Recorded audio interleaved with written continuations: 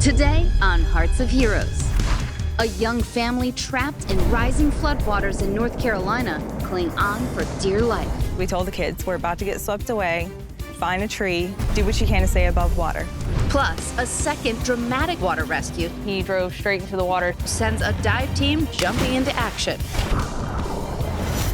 Car that just went off the dock at City Park. We had hardly any time at all. The car was sinking. Gotta get that door open, Marty. My initial thought was, we gotta get this guy out of here now. Go ahead, I'm clear, bust it! These heroes prove that no matter how deep the challenge, they have what it takes to rise to the occasion.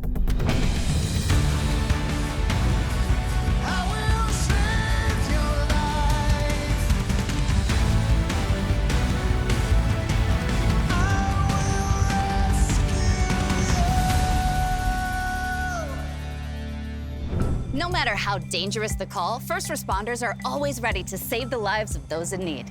A few years back, when Hurricane Florence flooded parts of North Carolina, heroes jumped in to save those trapped by the dangerous rising waters. 22 miles outside of Wilmington sits the quiet town of Curry, North Carolina. With a population of 2,300, life is pretty simple there. Justin Massie has lived there since he was born. It's real laid back, not a lot of traffic, couple country stores, everybody knows everybody. Kind of small town Mayberry thing going on. But in the late summer of 2018, a hurricane called Florence was approaching Wilmington. Hurricane Florence, it was coming into Wilmington as a Category 4. Worst we've had is a 3, and generally when they make landfall, they plummet quickly to a 2, a 1, sometimes even just a tropical storm. Hurricanes are rated on the Saffir-Simpson scale, a Category 1 being the lowest, with a maximum wind speed reaching 95 miles per hour, and 5 being the highest, with winds beyond 157 miles per hour. Despite the Category 4, many people in North Carolina, including Justin, take it all in stride. In all honesty, you know, we prepare for it, but you don't really listen to the news after 30 years anymore. You grab you some candles and you go at it. But after the storm hit and then just stuck around with so much rain, Justin started paying closer attention. I wasn't really stressed out about it until it got really close, and it had not dropped. It was still a Category 4. But his girlfriend was pregnant, and their 2 small children were potentially in harm's way. So Justin made the smart choice to get out. We decided that we were going to evacuate because I was 36 weeks pregnant, and we didn't want me to go into labor and be stranded. So we decided to go to Florida. Many people can become complacent in the face of a natural disaster. Packing up and evacuating your home can be a major inconvenience, but it can mean the difference between life or death. As Justin and his family headed south away from the storm, 2 other people were also keeping a close eye on it. Sam Hott and Jordan Munns are co-owners of a company that provides airboat tours of the Florida Everglades.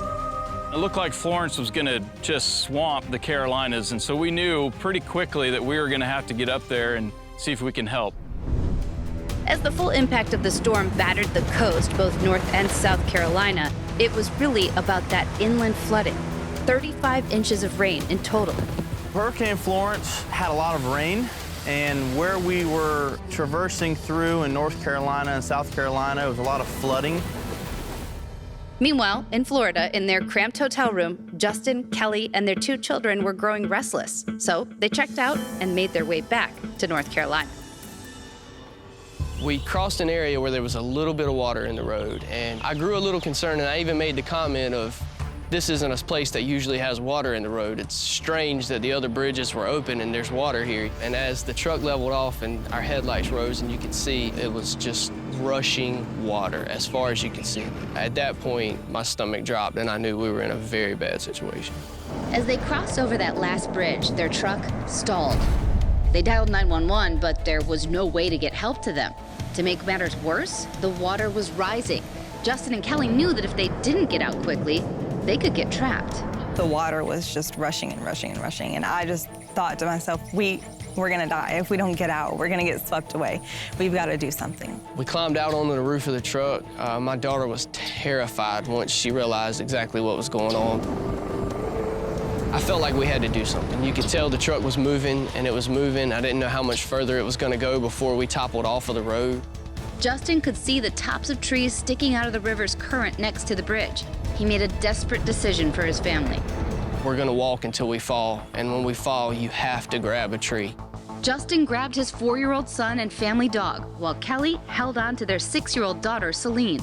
There was a point where I kind of stopped and I realized I couldn't take another step. The next step I tried to take, that was the one. We went down.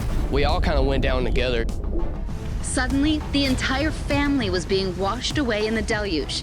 And that is when the unthinkable happened. I lost my son when I fell. I think that, for me, was probably the most horrifying part of everything there is he slipped out of my hands. I remember swinging my arms around trying to find him in the water, but I had my eyes open, but you couldn't see anything. Coming up, how will this family make it out? Me and Celine started screaming for help, and then Justin and Cameron started screaming. We were trying to get their attention. But first, a safety tip, should you ever find yourself close to floodwater. It may sound like a cliche, but 4 simple words could mean the difference between being safe and being regretful. Turn around, don't drown. We say it time and time again. It's simple, but true. If you're driving and come across water flooding a road, make the smart and safe choice and turn around. Listen to our first responders. They want nothing more than to help keep you safe.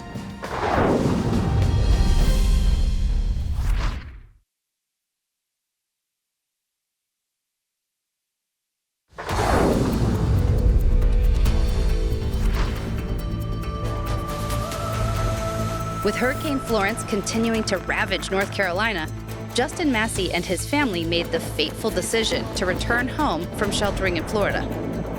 We told the kids, we're about to get swept away, find a tree, just do what you can to stay above water. And I was able to hold on to Celine, and we grabbed a tree. But soon after Justin went into the water, he lost his grip on his son and their family dog. Justin started slowly moving from tree to tree, searching for Cameron. And I yelled his name, and I yelled his name. It felt like I was calling him for 15 minutes. I finally stopped calling him because my voice was hoarse. It was a moment where I really thought he was gone for good. After I put my head down on a tree that I was holding onto and just cried for probably 30 seconds, I heard him start calling back. Miraculously, the 4-year-old had managed to grab onto a tree branch, but he wouldn't be able to hold on for long. I don't know how he did it. I was so proud of him, but he had also found a good tree where he could climb up and get out of the water. Yeah, it was the greatest moment. Shortly after that, my dog swam back up, who we hadn't seen, and I was pretty certain was gone as well. Justin and his family remained out there in the dark for hours, quickly losing hope. The sun finally come up, and 30 minutes went by and we didn't hear anything. 45 minutes went by and we didn't hear anything, and now I'm starting to feel like it's been daylight for a couple hours and I haven't heard anything. But what they didn't know was Sam Hott and Jordan Munns were at a local fire station, and an incredible stroke of luck, they overheard a team of rescuers talking. And they said, yep, there's nothing we could do. The family's in the trees, the water is too swift, it's too dangerous. We pretty much said, here's our phone and a map, show us exactly where they are. We want to go help. Sam and Jordan did exactly what true heroes do. They hear a call to action and they answer it, despite the fact that they too are put into danger. We get there, the bridge is completely overtaken with water. There's about a quarter mile of just fast running water. And so we take off and we get to about where the boat is and realize water's too swift. We got to go all the way across.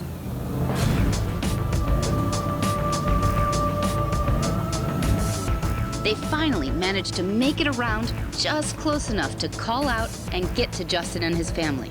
The moment when I heard the airboat coming, me and Celine started screaming for help, and then Justin and Cameron started screaming. Come to my voice! Come to my voice! We're straight back! Straight back! Come on back!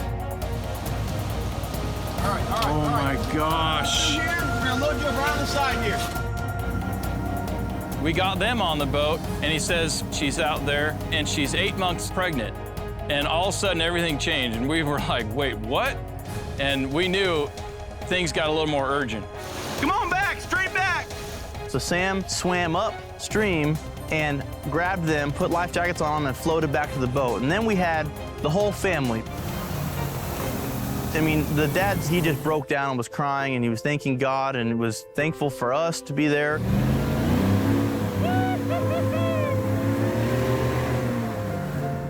A few weeks after their rescue, Kelly gave birth to a healthy baby. Both she and Justin know how very fortunate they were. The definition of a hero is someone who does something for the sheer goodwill of it, not, for any personal gain. I can't imagine that word describing somebody any better than it does the two men that came and saved us. They saved our lives. They did what they had to do to get through the trees because it wasn't easy to get to us. Reunited all of us. They were lifesavers.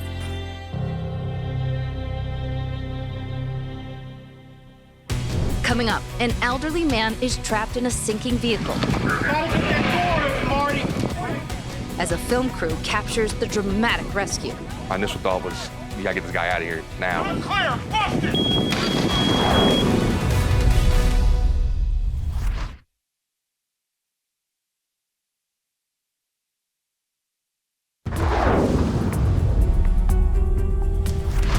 Swiftwater rescue teams are highly specialized squads who train constantly for any kind of aquatic emergency. It could be on a lake, a river, the ocean, or even in a flood. But what happens when a training exercise turns into a real-life rescue? Havre de Grace, Maryland is a quaint community located at the intersection of two major waterways. The city of Havre de Grace is right on where the Susquehanna River meets the Chesapeake Bay. So our Concord Point Lighthouse is actually the tip of the Chesapeake Bay. The culture down here is definitely a water-based culture. There's marinas all up and down the river here. There's boats out there all the time, all year long.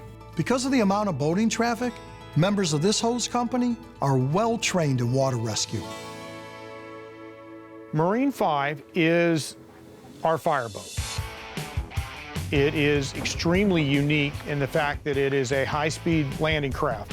All clear, Marty. It was custom designed for the fire company. We probably have about 2 to 3 dozen boat calls a year. We run into a lot of distress calls. Boaters go out there at night, get lost. We do have some boats overturned, boats sink and stuff like that. The county where Havre de Grace is located utilizes all volunteer fire departments. In November of 2021, they were looking for ways to attract potential volunteers. The Hartford County Volunteer Firemen's Association had hired a promotional film crew to come down and do a recruiting video. I was invited to be part of the video crew and capturing the fire and EMS companies, doing training exercises. We were asked to show off some of the Marine 5 and some of the water work. So we went out with me acting as a rescue swimmer. We staged a rescue with our diving dummy. We put him in a kayak and flipped the kayak over. Essentially went through all the steps of a real rescue. So we wrapped up the first of these training exercises. The filming was going great. The boat pulled in and we were about to begin with that second exercise. Suddenly, this training exercise turned into a life or death rescue. We tied up to our bulkhead there at the marina downtown. I looked off to my side and saw the sedan go into the water.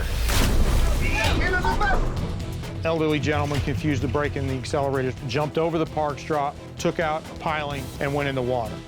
And I said, holy heck, I said, Alex, you see that? I was shocked. I couldn't believe that something like that happened in front of us while we were doing a rescue drill. Car that just went off the dock at City Park.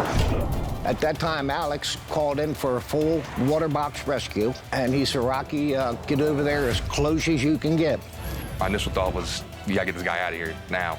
Gotta get that door open, Marty.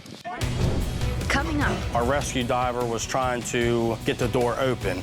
But there was so much pressure against it from the water. And the car was not gonna stop sinking. But first, another safety tip that could save a life.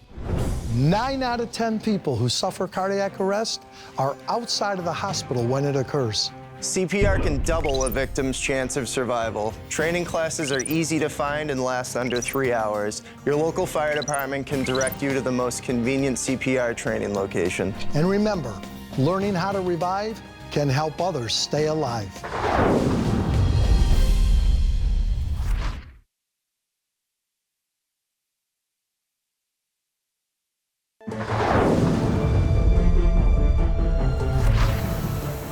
In November of 2021, a camera crew was filming a mock water rescue with members of the Susquehanna Hose Company. Suddenly, a car plunged into the river right in front of their eyes. Everyone was stunned. There was probably a split second of, I can't believe this is happening now. But there was no time to lose. I was no more than 20 feet away from him, so I just went in after him to see if I could help get him out. He immediately swept into action. He actually jumped in and started to work on extricating the individual from the vehicle, all while our film crew just kept rolling tape. Car that just went off the dock at City Park. The water depth in that area could be anywhere from 6 to 12 feet, so the car was definitely submerged. I immediately notified our dispatch that we had a car drive off our bulkhead into the water in front of us, that we were on scene, and that we were going to need a full medical response. Okay, start me a medic unit right now. I told our boat operator to start making your way over to the car. We got as close as we could. I'm just trying to control the boat because when you got a diver in the water, it's critical. I mean, you can run over top of him. Hold on. We were able to tie a rope to the axle of the vehicle and tie it to our boat so we could try to keep the car up as long as possible because it was rapidly sinking. I was there yelling, you need to get your seatbelt off and get over as close as you could to the passenger side where our rescue diver was trying to get the door open. I was able to crack the car door a little bit, but there was so much pressure against it from the water that I was not able to open it enough. The car was not going to stop sinking. And there was no way to escape through the windows. People don't think about a car in the water. Everything's electric now. Once the electric is fouled, nothing works. So you can't roll the windows down. It probably would have been submerged in a minute and a half, 2 minutes. It didn't have long. It was filling quick. They would have to make a quick decision. At that point in time, I asked someone to get me a pike pole. A pike pole is a steel tool used by firefighters to ventilate fires, destroy drywall, and break windows. I told the rescue diver that I was going to bust the window and to cover his face. We had a rescue diver right there at the window. When they went to go break it, he was literally inches from it. I hit the window 2 times, and after the second time, the window shattered in. Cover your eyes. Go ahead. Hey, you gotta get your seatbelt off and get out of here. And the car immediately started to fill up and sink with water. From the time frame that the window broke to the time frame that car went down was a matter of seconds. That's when everything went very, very fast.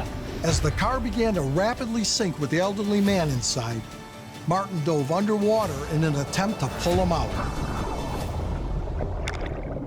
Everyone was silent for them 5-10 seconds, just hoping that they came up. It was kind of breath-stopping almost. Everyone kind of just hoped, prayed that they all came back up. I knew that I had a relatively short amount of time. And I just reached in and I grabbed it. I got a hold of his clothing, and at that time, with everything I had, I was not letting go. He just slid straight out the window as the car started going down. He just popped right out with me. There was a huge feeling of relief because everyone was up and breathing. The crew was able to grab a hold of the man and pull him up onto the boat, where we immediately rendered medical attention to him. Once the patient was on the boat, I grabbed a blanket, wrapped him up to prevent any hypothermia. He was very shaken up, but other than a couple cuts and scrapes, he was taken to the hospital and made a full recovery. But these first responders know things could have been much worse. We would have been here at the firehouse and not there. That car would have been fully submerged by the time we got there. We could have been looking at a very different tragic incident. This was ultimately a success because we were in the right place at the right time. It's gotten so much attention just because the film crew was in the right place at the right time, which doesn't happen either. To actually be there and to witness these first responders in action responding to a real live call that happened, fortunately, just feet away, it left me with a feeling of even more gratitude for the first responders for the work that they do to help people in some of the most desperate moments of their lives.